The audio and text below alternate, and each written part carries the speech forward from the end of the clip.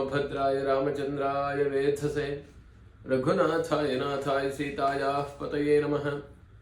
सीतामुदारचरितां विद्धिसाम्ब विष्णुवन्द्यां त्रिलोकजननीं शतकल्पवल्लीं हेमैरनेकमणिरञ्जितकोटिभागैः भूषाचैरन्दिनं सहितां नमामि। ರಾಮಾಯಣ ನಮ್ಮ ಹಿಂದೂಗಳ ಒಂದು ಪವಿತ್ರ ಗ್ರಂಥ ಮತ್ತು ಆದಿಕಾವ್ಯ. ಇದನ್ನು ನಾವು ಗಮನಿಸಿದಾಗ ಅಲ್ಲಿ ಬರುವ ಆ 7 ಸರ್ಗಗಳು ಬಹಳ ವಿಶಿಷ್ಟವಾದವು. ಅದರಲ್ಲೂ ಸಹ ಈ ಸುಂದರಕಾಂಡ ಬಹಳ ಪ್ರಾಮುಖ್ಯತೆಯನ್ನು ಪಡ್ಕೊಳ್ಳುತ್ತೆ. ಹನುಮಂತನ ಒಂದು ಬುದ್ಧಿ ಚಾಕಚಕ್ಯತೆ ಎಲ್ಲವನ್ನು ನಾವಿಲ್ಲಿ ಸೂಕ್ಷ್ಮವಾಗಿ ಗಮನಿಸ್ಬೋದು. ಅಷ್ಟಲ್ಲದೆ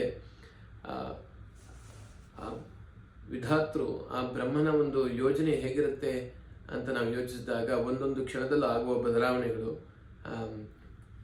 ಚಂದ್ರೇವ ದೀಪಾಯಿತಂ ಅಂತ ಭೋಜರಾಜ ಹೇಳಿದಾಗೆ ಅದೇ ಸಮಯದಲ್ಲಿ ಪೂರ್ಣಿಮೆ ಇರುತ್ತೆ. ಹನುಮಂತನಿಗೆ ಚಂದ್ರ ಕೂಡ ಸಹಾಯ ಮಾಡ್ತಾನಂತೆ. ಅಂದರೆ ಕಾಡಿನಲ್ಲಿ ಹೋಗಿ ಹುಡುಕಲು, ಸೀತಾದೇವಿಯನ್ನು ನೋಡಲು ಇದೆಲ್ಲ ಆ ರೀತಿ ಸಹಾಯ ಆಗುತ್ತೆ ಅಂತ ಹೇಳ್ತಾರೆ. ಹೀಗೆ ಪ್ರತಿಯೊಂದು ಒಂದೊಂದು ವಸ್ತುನಿಷ್ಠ ಕ್ರಿಯೆ ಮತ್ತು ಆ ಸಮಯಕ್ಕೆ ಆಗುವ ಬದಲಾವಣೆ ಎಲ್ಲವೂ ನಮಗೆ ಮುಖ್ಯವಾಗಿ ಕಾಣಿಸುತ್ತೆ. ಅಷ್ಟೇ ನಾವು ನೋಡುವಾಗ ನೋಡಿ, ಅದೇ ದಿನದಲ್ಲಿ ಆಂಜನೇಯ ಎಲ್ಲ ಕಡೆ ಹೋಗಿದ್ದಾನೆ. ಅಂದರೆ ರಾವಣನ ಅಂತಃಪುರಕ್ಕೆ, ಲಂಕೆಯನ್ನು ಒಂದ್ಸತಿ ನೋಡಿ ಎಲ್ಲೂ ಸೀತಾ ಕಾಣದಿದ್ದ ಕಾರಣ ಅಶೋಕವನಿಗೆ ಬಂದು ಅಲ್ಲಿ ಬಹಳ ದುಃಖದಿಂದ ತಪ್ತಲಾಗಿರುವ ಸೀತಾದೇವಿಯನ್ನು ಕಂಡು ಇವಳೇ ಸೀತಾದೇವಿಯನ್ನು ಇರಬಹುದೇನೋ ಅಂತ ಯೋಚನೆ ಮಾಡ್ತಿರ್ತಾನೆ. ಅದೇ ಸಮಯಕ್ಕೆ ಅವತ್ತೇ ದಿನ ಮಧ್ಯರಾತ್ರಿ ಎದ್ದು ಬರ್ತಾನೆ ರಾವಣ. ತನ್ನ ಅಂತಃಪುರದ ಸ್ತ್ರೀಯರ ಸಮೀಪ ಎಲ್ಲ ಬಂದು ತನ್ನ ಪರಾಕ್ರಮ ಎಲ್ಲವನ್ನು ಹೇಳಿ ರಾಮನನ್ನು ತುಚ್ಛವಾಗಿ ಕಂಡದ್ದಲ್ಲದೆ 2 ತಿಂಗಳು ಗಡುವು ಕೊಟ್ಟು ಸೀತೆಯನ್ನು ಪ್ರಲೋಭೆಗೆ ಒಳಪಡಿಸ್ತಾನೆ. ಸೀತೆ ಒಂದು ಹುಲ್ಲಿನ ಜೊತೆ ಮಾತಾಡೋ ರೀತಿಯಲ್ಲಿ ರಾವಣನ ಜೊತೆಗೆ ಮಾತಾಡಿ ರಾಮನನ್ನು ಹೊಗಳಿ ಅವನ ಜೊತೆ ಸಖ್ಯ ಮಾಡಲು ಹೇಳ್ತಾಳೆ. ಇಷ್ಟೆಲ್ಲ ಅವತ್ತೇ ನಡೆಯುತ್ತೆ. ಅವತ್ತೇ ಆಂಜನೇಯ ಕೂಡ ಅಲ್ಲೇ ಇದ್ದಾನೆ. ಅಷ್ಟಲ್ಲದೆ ಇದನ್ನೆಲ್ಲ ನೋಡಿದ ನಂತರ ಸೀತಾದೇವಿಗೆ ಅಲ್ಲಿ ಒಂದು ಯೋಚನೆ ಬರುತ್ತೆ. ತಾನು ಪ್ರಾಣತ್ಯಾಗ ಮಾಡಬೇಕು ಅಂತ ನಿರ್ಧಾರವನ್ನು ಕೂಡ ಮಾಡಿಬಿಡ್ತಾಳೆ. ಅಷ್ಟಲ್ಲದೆ ಸೀತಾದೇವಿ ಆ ಸಮಯದಲ್ಲಿ ಒಂದು ಮಾತು ಹೇಳ್ತಾಳೆ.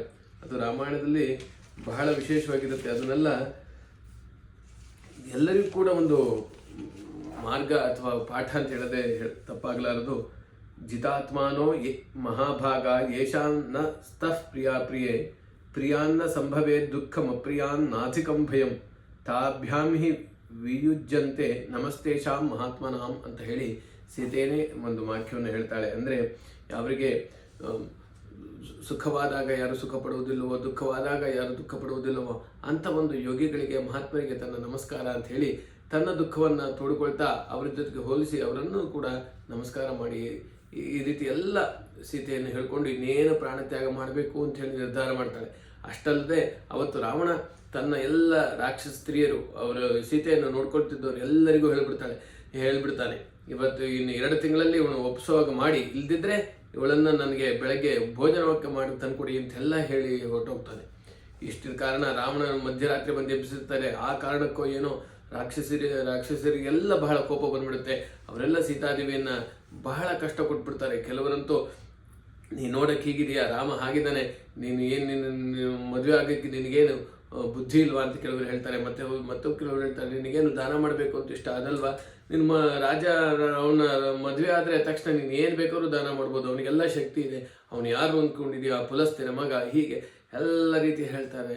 ಹೀಗೆಲ್ಲ ಹೇಳಿದ್ರು ಅವರು ಕಡೆಗೆ ಏನೂ ಒಪ್ಕೊಳ್ಳಿಲ್ಲ ಅಂದಾಗ ನಾವು ಕಡಿಯೋದೇ ಗ್ಯಾರಂಟಿ ಅಂತ ಹೇಳಿ ಎಲ್ಲ ಇದು ಮಾಡಿದಾಗ ಸೀತಾದೇವಿ ಯೋಚನೆ ಮಾಡ್ತಿರ್ತಾಳೆ, ಇನ್ನೇನು ಸಾಯುವುದೊಂದೇ ಮಾರ್ಗ, ಅದೇ ನಾಕಾಲ ಮೃತ್ಯೋ ಭವತೀತಿ ಸಂತಹ ಅಂತೇಳಿ ಸೀತಾದೇವಿಯನ್ನು ಮಾತನ್ನು ಹೇಳ್ತಾಳೆ.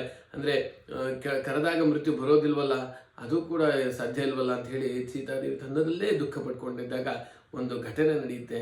ಅದೇ ತ್ರಿಜಟೆಯ ಸ್ವಪ್ನವೃತ್ತ ಅಂತ.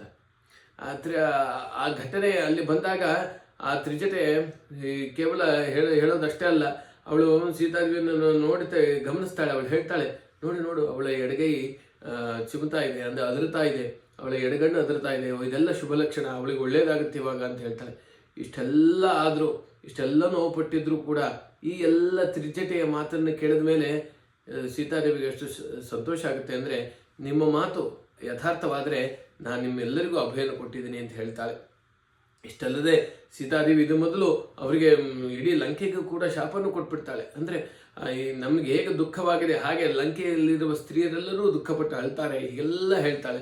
ಆದರೂ ಕೂಡ ಆ ತ್ರಿಜಟೆಯ ಸ್ವಪ್ನ ವೃತ್ತ ಅಂತ ಕೇಳಿದ ಬಳಿಕ ಸೀತಾದೇವಿಗೆ ಬಹಳ ಸಂತೋಷ ಆಗುತ್ತೆ. ನೀವೀಗ ಹೀಗೆ ಹೇಳಿದ್ದು ನಿಜವಾದರೆ ನಿಮಗೆಲ್ಲ ಒಳ್ಳೆಯದಾಗಿ ಅದು ನಿಮ್ಮೆಲ್ಲ ಕ್ಷಮಿಸ್ತಿದ್ದೀನಿ ಅಂತ ಹೇಳ್ತಾಳೆ. ಆದರೆ ಆ ಕಾರಣ ಈ ತ್ರಿಜಟೆಯ ಸ್ವಪ್ನ ವೃತ್ತ ಅಂತ ಅನ್ನೋದು ಬಹಳ ವಿಶೇಷ. ನಮ್ಮೆಲ್ಲರಿಗೂ ಸ್ವಪ್ನ ಬರುತ್ತೆ, ಆದರೆ ಆ ಸ್ವಪ್ನಕ್ಕೂ ಒಂದು ಫಲ ಇದೆ. ಆ ಫಲದ ರೀತಿಯಲ್ಲಿ ತ್ರಿಜಟೆಯ ಸ್ವಪ್ನ ವೃತ್ತಾಂತದಲ್ಲಿ ರಾವಣ ಹೇಗೆ ಕಾಣಿಸ್ತಾನೆ, ರಾಮ ಹೇಗೆ ಕಾಣಿಸ್ತಾನೆ, ಅಲ್ಲಿ ವಿಶೇಷವಾಗಿ ಕಾಣುವ ವ್ಯಕ್ತಿಗಳು ಯಾರು, ರಾಮನಿಗೆ ಮುಂದೆ ಆಗೋದನ್ನ ಹಿಂದೆ ಒಂದು ಕಾಣುವ ರೀತಿಯಲ್ಲಿ ಚಿತ್ರಿಸಿದ್ದಾರೆ ವಾಲ್ಮೀಕಿಗಳು. ಮತ್ತು ಇದರಲ್ಲಿ ಈ ತ್ರಿಜಟೆಯ ಸ್ವಪ್ನ ವೃತ್ತಾಂತದಲ್ಲಿ ನಮಗೆ ಇದು ಚೆನ್ನಾಗಿ ಗೊತ್ತಾಗುತ್ತೆ. ಇದರ ಬಗ್ಗೆ ಮುಂದಿನ ಸಂಚಿಕೆಗಳಲ್ಲಿ ತ್ರಿಜಟೆಯ ಸ್ವಪ್ನ ವೃತ್ತಾಂತದ ಬಗ್ಗೆ ತಿಳಿದುಕೊಳ್ಳೋಣ. ನಮಸ್ತೆ.